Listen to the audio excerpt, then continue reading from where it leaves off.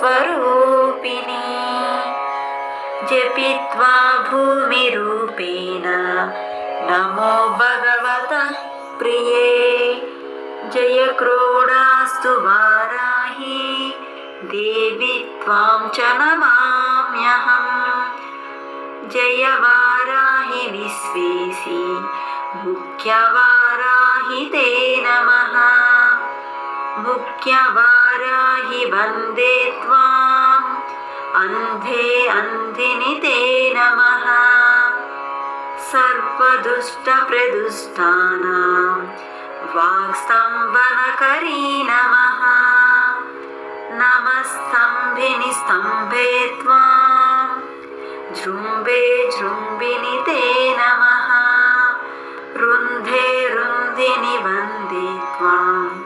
नमो देवी तु मोहिनी स्वभक्तानां हि सर्वेषां सर्वकामप्रदे नमः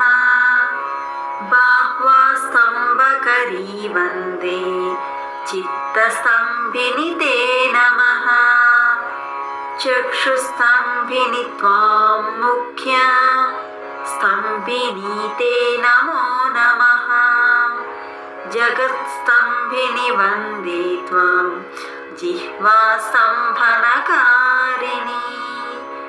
स्तम्भनं कुरु शत्रूणां कुरु मे शत्रुनाशनं